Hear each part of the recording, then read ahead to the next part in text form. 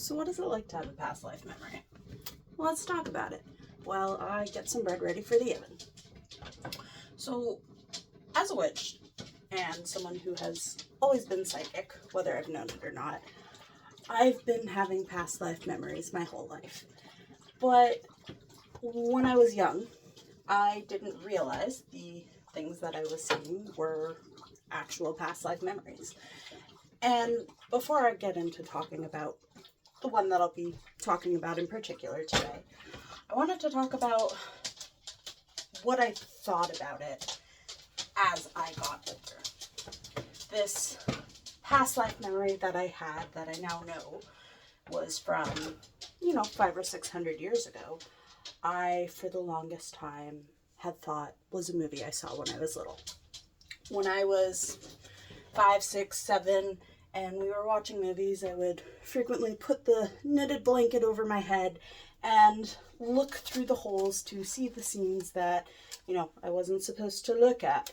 The scenes that, might be a little too violent. And so I have memories doing this as a kid while my parents were watching movies. But this one in particular, I, for the longest time, had thought was one of those movies. And it wasn't until I started trying to research what movie it was that I discovered the movie that had played in my head over and over again never actually existed. Say hi to my cat. He's on top of the fridge. And as I got better at recognizing what was and was not a memory, what was and was not something from this lifetime that I had seen versus something from a previous lifetime that I had lived, I got better at recognizing the patterns. I got quicker at recognizing what was what. And now this is where I'm going to throw in a few trigger warnings, because the lifetime in particular that I'm referring to, that is one of the first ones I remember actually remembering, it wasn't great. I have been a witch in many lifetimes, and unfortunately, being a witch in many lifetimes means that not everybody likes you. And so in this one particular lifetime, cat's good.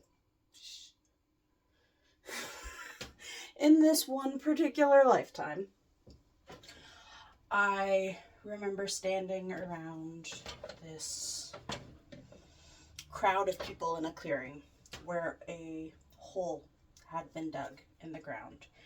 And from what I remember, from what I'm guessing, based on history and research I've done now, and kind of giving an appearance of what the clothes and the people looked like at that time, I would guess the memory is probably about 500 years old. And they were dragging a woman screaming into a clearing and put her in this hole that they had already dug deep in the ground. And, well, the hole got filled in after that. And that was the end of this woman. And that is really hard. I later learned in researching, trying to discover what this movie was, that while it was a lesser used method, it was still indeed a method that was occasionally used to unalive witches, which, isn't great, but those of us who have reincarnated this time as witches have also likely been witches in previous lifetimes. We have those responses, those triggers, those memories of being unalived, whether it be through flame, through being buried alive, through drowning. It's hard. And for the longest time, I think I saw it like a movie, almost as a way to disassociate from what it really had been. I have spoken to people who, upon recalling this very vivid memory, they're like, oh, I absolutely remember that. I remember being there. I remember these instances, except I was over in a different position, not where you were standing. And the more I have delved into this, the more I have learned about these memories, the easier it is, in a way, coffee's ready, to work through triggers that I've had in this lifetime that show up, that make it hard to do things, hard to speak my voice. Because when you lived in a lifetime where the things you had to say didn't matter, where they weren't valid, where they weren't recognized, and in fact you were punished for them, it makes it difficult to exist in that same place now. And I think a lot of people right now are working through these kinds of things, are getting more comfortable with sharing their voices, sharing their experiences, sharing their stories. And the more we do it, the more we talk about it, the more we connect and remember as a collective, the easier it is in a way, because we feel less alone. We know that these hard times that we've gone through, they weren't just ours. They were shared experiences that we can now recognize and mourn.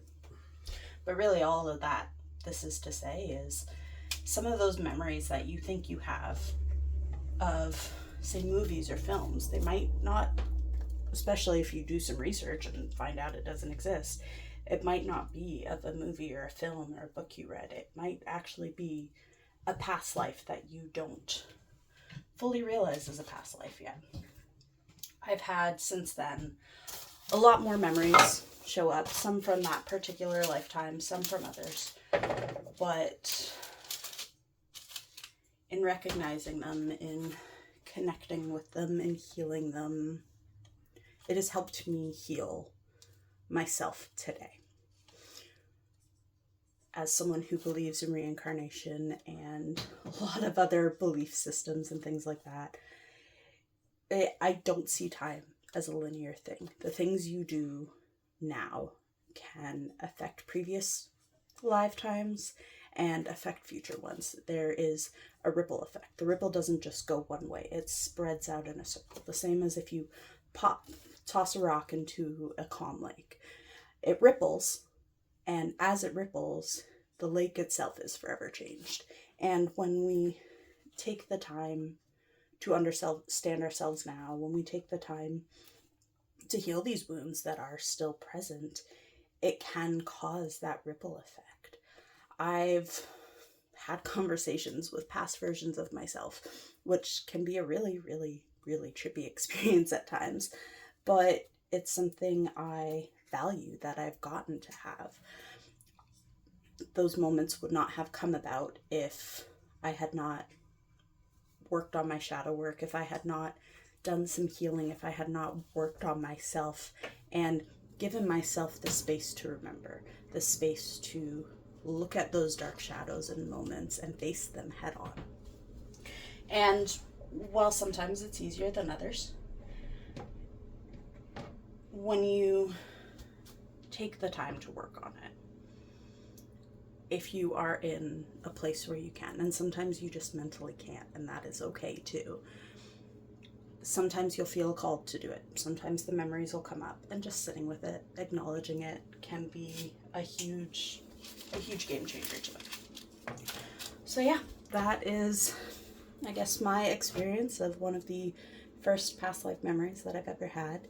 And I would love to hear what yours are in the comments below.